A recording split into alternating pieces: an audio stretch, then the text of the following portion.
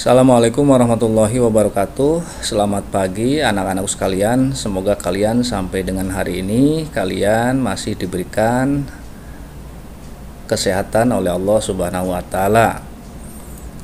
Kemudian jangan lupa berdoa dan isi daftar hadir yang sudah Pak Guru sediakan. Baik, Pak Guru akan melanjutkan materi PJJ masih Bu Pena, tema 1, subtema 3, pembelajaran keempat sampai dengan pembelajaran keenam. Baiklah, kita mulai saja. Di pembelajaran keempat ada muatan bahasa Indonesia tentang menuliskan ide pokok dari teks menggunakan diagram pohon.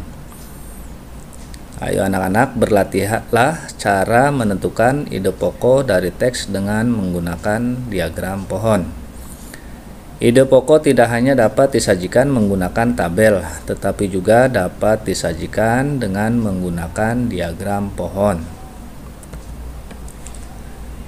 Berikutnya di pembelajaran keempat ada muatan IPS tentang pengaruh kondisi geografis Indonesia terhadap budaya dan alat transportasi.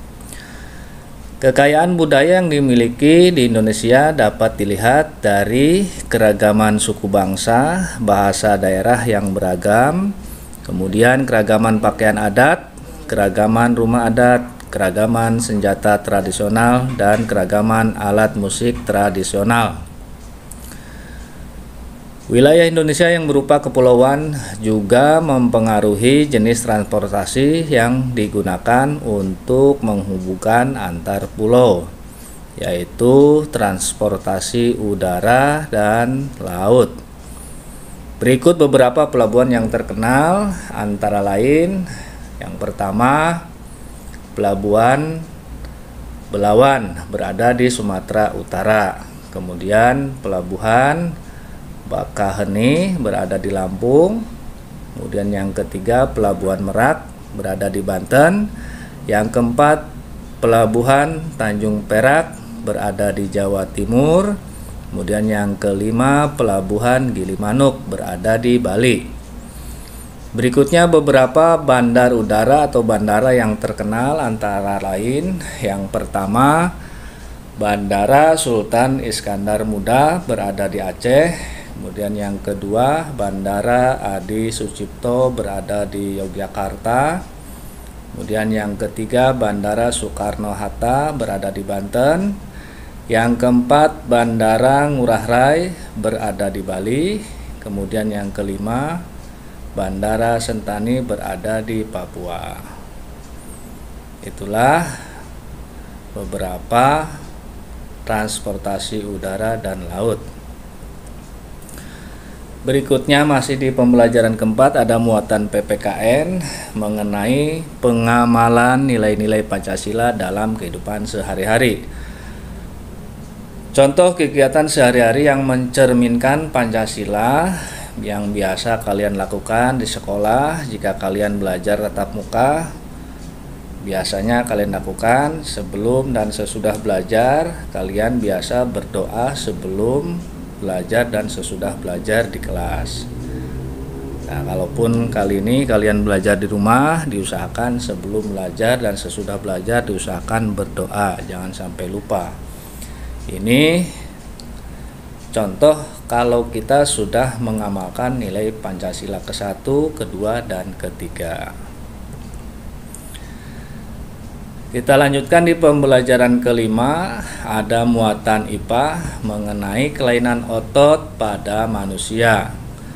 Yang pertama, hipertrofi, yaitu pembesaran otot akibat bekerja secara terus-menerus yang berlebihan. Kemudian kelainan otot yang kedua, atrofi, yaitu kelainan berupa otot yang mengecil, lemah, dan menurunnya fungsi otot.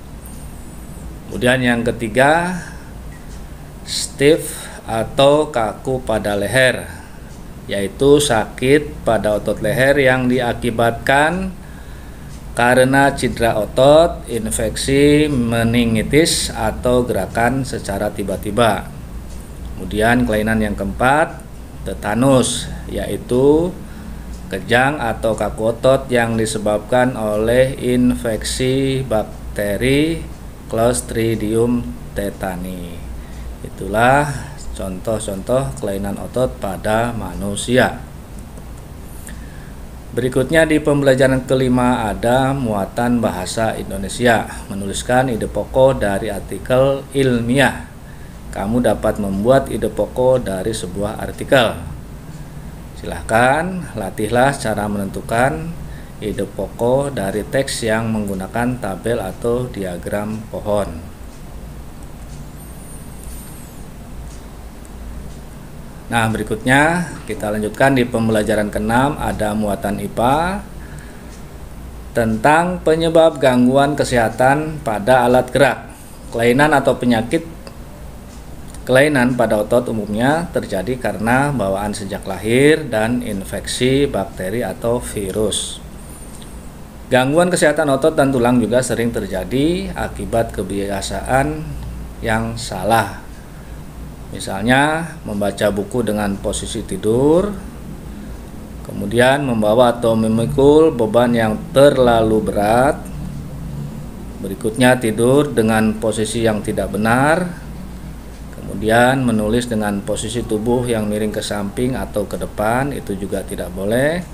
Berjalan dengan tubuh yang bungkuk, itu merupakan penyebab gangguan kesehatan pada alat gerak manusia. Masih di pembelajaran ke-6 ada muatan bahasa Indonesia, membuat cerita pendek berdasarkan ide pokok. Langkah-langkah untuk membuat cerita berdasarkan ide pokok adalah sebagai berikut. Yang pertama, menentukan topik cerita yang akan dibuat. Kemudian, menentukan ide pokok dari cerita yang akan dibuat. Berikutnya, membuat kalimat utama yang berisi ide pokok. Kemudian, menuliskan informasi tambahan ke dalam beberapa kalimat untuk mendukung kalimat utama yang telah dibuat. Berikutnya, merangkai kalimat-kalimat tersebut sehingga menjadi sebuah cerita pendek yang urut. Terakhir, memperhatikan ejaan dan pemilihan kata saat membuat dan merangkai kalimat menjadi cerita pendek. Ini yang dapat Pak Guru sampaikan. Semoga dapat menambah wawasan dan pengetahuan kalian dan juga bisa sebagai bahan untuk menjawab soal-soal yang akan Pak Guru berikan. Ini saja yang dapat Pak Guru sampaikan. Terima kasih atas perhatiannya. Pak Guru akhiri. Wassalamualaikum warahmatullahi wabarakatuh.